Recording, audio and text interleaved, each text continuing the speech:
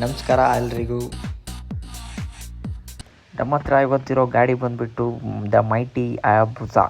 ಇದರಲ್ಲಿ ಫಸ್ಟ್ ನಾನು ಬ್ರೇಕ್ ಬಗ್ಗೆ ಹೇಳ್ತೀನಿ. ಇದರಲ್ಲಿ ಇರೋ ಬ್ರೇಕ್ ಬಂದುಬಿಟ್ಟು ಟೋಕಿಕೋ ಅನ್ನುವಂಥ ಒಂದು ಜಾಪನೀಸ್ ಬ್ರೇಕ್ ಇರೋದು. ಇವಾಗೆಲ್ಲ ಆಫ್ಟರ್ 2020 ಅನಿಸುತ್ತೆ, ಅದಾದಮೇಲೆ ಇವಾಗ ಬ್ರೆಂಬೋ ಬರುತ್ತೆ. 120 mm ಅಷ್ಟೇ ಇದ್ರದ್ದು ಗ್ರೌಂಡ್ ಕ್ಲಿಯರೆನ್ಸು, ತುಂಬ ಕಮ್ಮಿ ಅನಿಸುತ್ತೆ. ಈ ಗಾಡೀಲಿ ಆ್ಯಕ್ಚುಲಿ ಬ್ರೋಕ್ಸ್ದು ಸ್ಲಿಪ್ ಆನ್ ಎಕ್ಸಾಸ್ಟ್ ಇದೆ. ಸೌಂಡ್ ಕೇಳಿಸ್ಕೊಳ್ಳಿ, ಒಂದ್ಸಲ ಸೌಂಡ್ ಕೇಳಿಸ್ಕೊಳ್ಳಿ.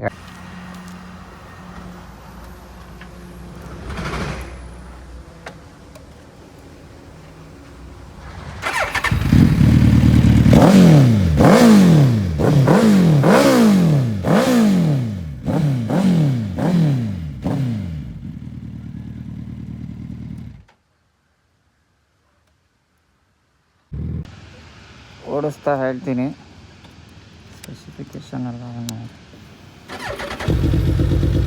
ಆ್ಯಕ್ಚುಲಿ ನಾನು ವೀಡಿಯೋ ರೆಕಾರ್ಡಿಂಗೆಲ್ಲ ಈ ಕ್ಲೋಸ್ ಮಾಡ್ಕೊಂಡು ಮಾಡ್ತೀನಿ ಆಯಿತಾ. ಸೊ ನಿಮಗೆ ಆ ಡಿಫ್ರೆನ್ಸ್ ಗೊತ್ತಾಗುತ್ತೆ. ಹೆಲ್ಮೆಟ್ ವೈಸರ್ ಓಪನ್ ಇದ್ದಾಗ ಮತ್ತು ಕ್ಲೋಸ್ ಆದಾಗ ನಿಮಗೆ ಡಿಫ್ರೆನ್ಸ್ ಗೊತ್ತಾಗತ್ತೆ.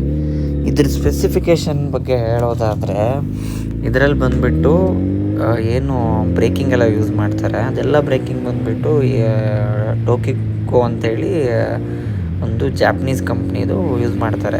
ಏನು Gen 2 ಅಲ್ಲೆಲ್ಲ ಇತ್ತು ಅದರಲ್ಲೆಲ್ಲ ಅದನ್ನೇ ಯೂಸ್ ಮಾಡಿರೋದು. ಮತ್ತು ಇದು ಆ್ಯಕ್ಚುಲಿ ಒರಿಜಿನಲ್ ಏನು ಫ್ಯಾಕ್ಟ್ರಿ ಫಿಟ್ಟಿಂಗ್ ಇರುತ್ತೆ ಅದೇ ಥರ ಒರಿಜಿನಲ್ ಇಕ್ವಿಪ್ಮೆಂಟ್ ಮ್ಯಾನುಫ್ಯಾಕ್ಚರಿಂದನೇ ಹಾಕೋದು. ಇದು ರೇರ್ ಬಂದುಬಿಟ್ಟು 260 mm ಡಿಸ್ಕ್ ರೇರ್ ಬರುತ್ತೆ. ಮತ್ತು ಸಸ್ಪೆನ್ಷನ್ ಬಂದುಬಿಟ್ಟು ಫ್ರಂಟ್ ಆ್ಯಂಡ್ ಬ್ಯಾಕ್ ಎರಡು KIB ಸಸ್ಪೆನ್ಷನ್ ಇದೆ. ಇದ್ರದ್ದು ಕರ್ವ್ ವೈಟ್ ಬಂದುಬಿಟ್ಟು ಗಾಡಿದು 260 kg curve white. Seat height 805 mm. Ground clearance ಬಂದುಬಿಟ್ಟು ಬರೀ 120 mm ಗ್ರೌಂಡ್ ಕ್ಲಿಯರೆನ್ಸ್ ಇದೆ. ಪವರ್ ಫಿಗರ್ಸ್ ಹೇಳೋದಾದರೆ 194 bhp power, 155 Nm of torque.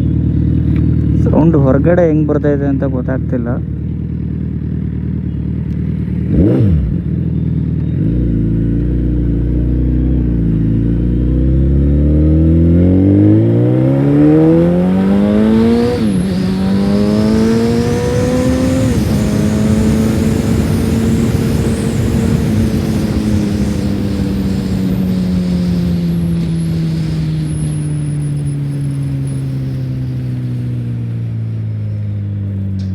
ಏನೋ ಭುಜ ಓಡಿಸ್ಬೇಕಾಗೋ ಖುಷಿನೇ ಬೇರೆ ಲೆವೆಲ್.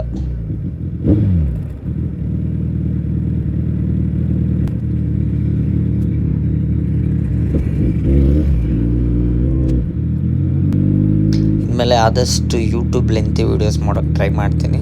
ಸಿಗೋಣ ಮುಂದಿನ ವಿಡಿಯೋದಲ್ಲಿ. ಟಡಾ, ಬಾಯ್.